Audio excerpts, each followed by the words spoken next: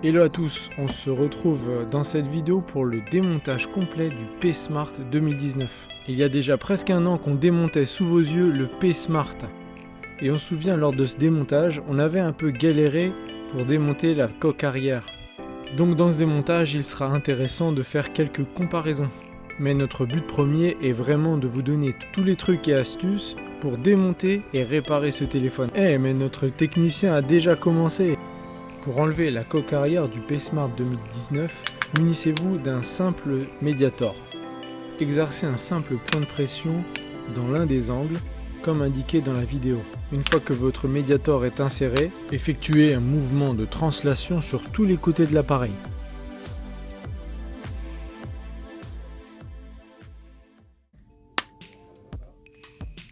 Ne forcez surtout pas sur la coque au risque de l'endommager, mais préférez plutôt donner un petit coup de médiator. Et voilà pour la coque arrière. Néanmoins, après la dépose de celle-ci, la face arrière laisse apparaître le capteur de l'empreinte digitale et sa longue nappe. Donc on n'en a pas encore fini avec cette coque arrière. Voyons ce qui se cache derrière ce petit scotch noir.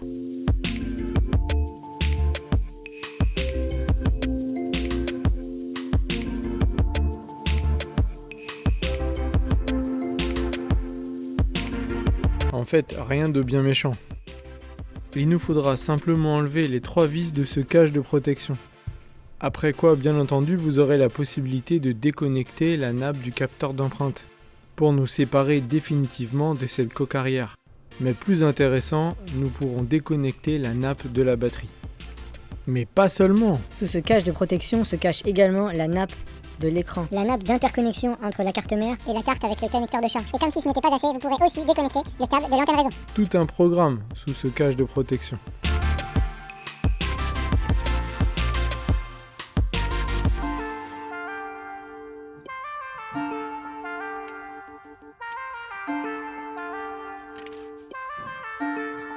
Notre technicien choisit d'enlever le connecteur de la batterie en premier. Grand bien lui fasse, c'est toujours mieux ainsi.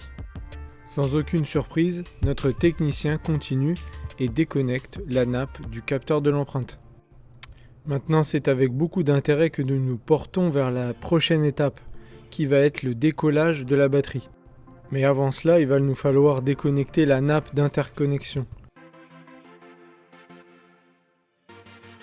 Vu la configuration actuelle, on est en droit de se demander si la nappe d'interconnexion ne va pas nous gêner au moment de décoller la batterie.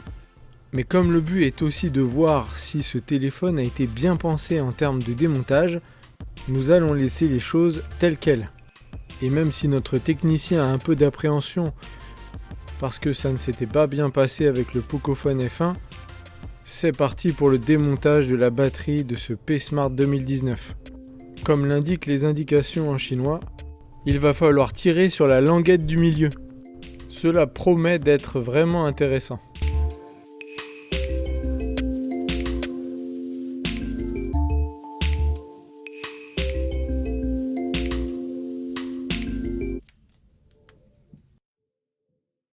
Et comme on s'en doutait, la nappe d'interconnexion est vraiment gênante pour ce décollage de batterie.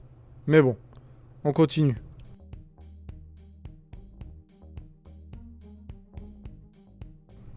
Franchement, on ne vous cache pas qu'on a vraiment peur de reproduire la même chose que sur le Pocophone F1. Au final, ça a été un petit peu plus difficile que les languettes habituelles, mais écoutez comme notre technicien était heureux de pouvoir enlever cette batterie.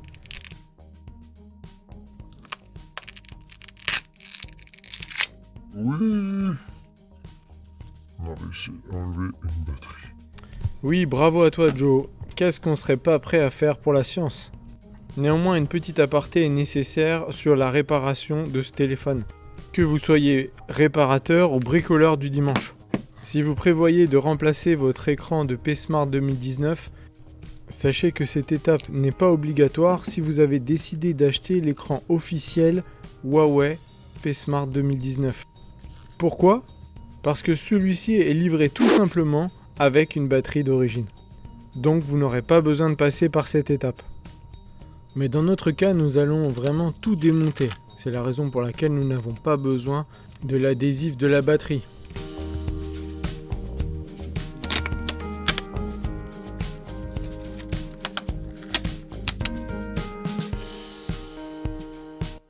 Portons-nous maintenant vers le démontage du module haut-parleur. Normalement, celui-ci est toujours lié avec la carte connecteur de charge, mais pas cette fois-ci. Il n'en demeure pas moins que nous allons enlever quand même les 8 vis qui retiennent le module haut-parleur et le cache de protection de la nappe du connecteur de charge. A noter qu'il y a des vis de différentes couleurs et de différentes tailles. Il serait bien de mémoriser leur emplacement pour ne pas faire d'erreur dans le remontage.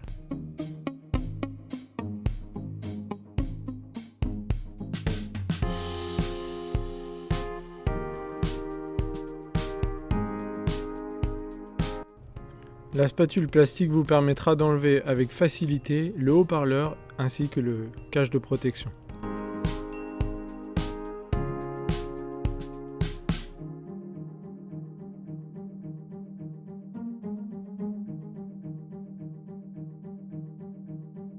Nous avons vraiment apprécié la facilité avec laquelle nous avons pu décoller cette nappe avec le connecteur de charge. Bien sûr, si notre technicien a enlevé cette carte avec le connecteur de charge, qui est un connecteur micro USB, ainsi que la nappe d'interconnexion, ceux-ci peuvent être dissociés. Allez, on change de sens. Cette fois-ci, on se tourne vers la carte mère. Mais avant ça, n'oublions pas d'enlever l'autre extrémité du câble de l'antenne réseau. Après quoi, munissez-vous de votre tournevis cruciforme. C'est parti pour la dépose de la carte mère, mais pour ça, il faudra enlever 7 vis.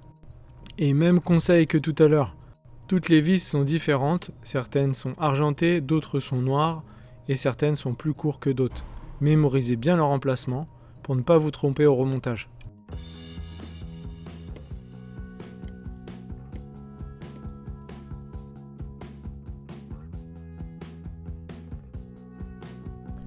Là encore, notre spatule sera bien utile pour enlever ce cache de protection qui protège les nappes des modules appareil photo.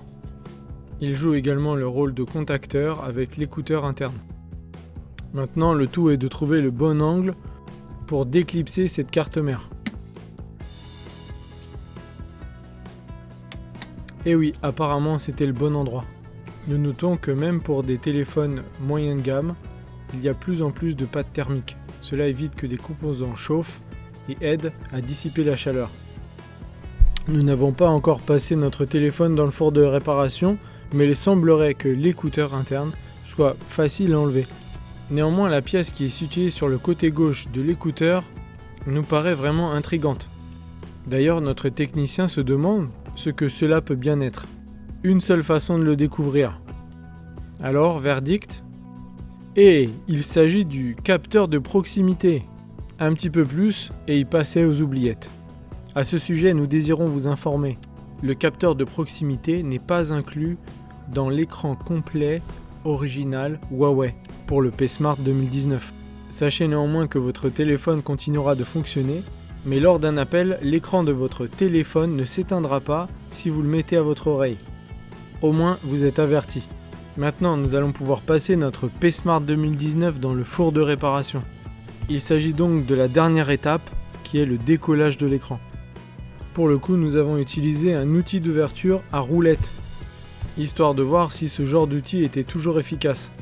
Eh bien, nous avons été vraiment surpris par le résultat. Jugez par vous-même.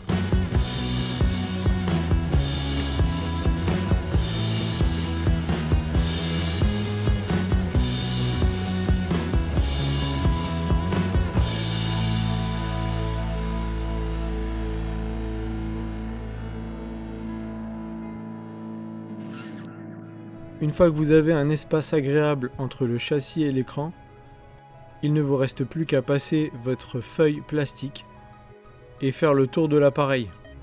En ni une ni deux, vous aurez décollé votre écran. C'est aussi simple que ça chez Pièces de Mobile. N'oubliez pas, toutes les pièces que vous avez besoin pour ce téléphone sont disponibles sur notre site internet.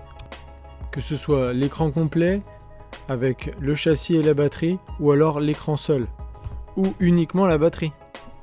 On vous mettra les liens importants dans la description. En tout cas, on espère que cette vidéo sur le démontage complet du P-Smart 2019 vous aidera dans vos prochaines réparations. Allez, à bientôt sur la chaîne Pièces de Mobile.